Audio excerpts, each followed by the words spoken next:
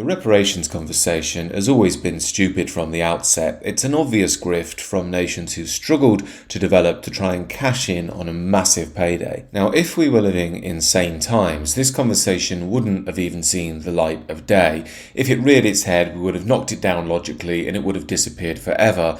However, we're not living in those times. We are ruled by a party who don't act in the interests of Britain or the British people. We've heard Keir Starmer say how he prefers Davos to Westminster, for instance. This goes to show that Keir Starmer's heart, if he has one in that robotic exterior, is with globalist liberalism above all else. This was shown recently when we gave back the Chagos Islands. Now, that was a stupid move for many reasons, but one of the main ones being it was rooted in liberal ideology, and all it's going to say to every other grifter around the world is it's open season on the UK. And now, and who could have seen this coming, Commonwealth leaders are going to band together in order to demand reparations for the transatlantic slave trade. So now, Keir Starmer and the globalist liberals have rendered the Commonwealth, which remember is supposed to be a body of countries with a shared history cooperating on cultural and economic growth, into a bear pit in which each country is going to gang up on Great Britain to demand huge amounts of cash. Good job, Keir. Now, while Starmer has tried to play down this issue, the Foreign Minister of the Bahamas stated, once you broach the subject, it may take a while for people to come around, but come around they will. And unfortunately, this fella is right. The very tenets of globalist liberalism agree with these grifters. The only way to stand up to them is to have a firm traditionalist line that our government do not have. Even Culture Secretary Lisa Nandy has stated she's hearing the calls for slavery reparations loud and clear. Yet let's be honest, Lisa Nandy isn't exactly the problem.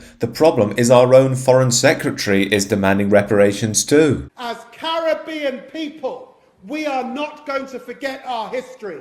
We don't just want to hear an apology, we want reparation.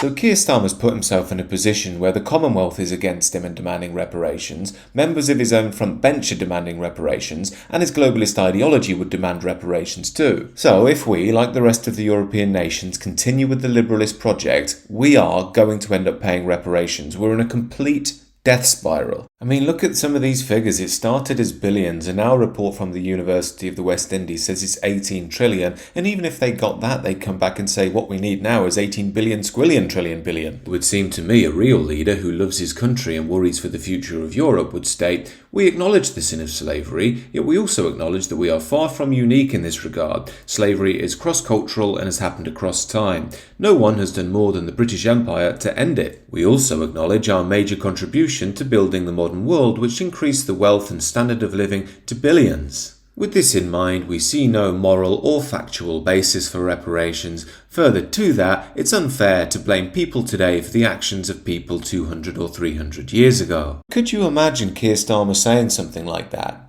I've no doubt that Starmbot would malfunction and his head might explode as soon as he veers off the dictates of globalist liberalism. And as I say, unless we can challenge liberalism at root, which assumes that the only reason people are struggling is because of some form of historic oppression, we are going to end up paying reparations, especially when we're inviting more and more people here every year who back calls for that. But as I say in many videos, this is just another sign that we're coming to a crunch point. People across Europe and the Western world are going to have to wake up. What future do they want? One where they're made out to be the bad guys of histories and have to have their finances decimated for reparations? Or do they want a future where they stand by the traditions of the Western way of life, where they acknowledge their sins where they have to, but don't allow themselves to get manipulated by left-wing ideologues and grifters? Which way, Western man? I think you know which way I'd choose. What about you? Let me know down below, and do consider subscribing to the channel.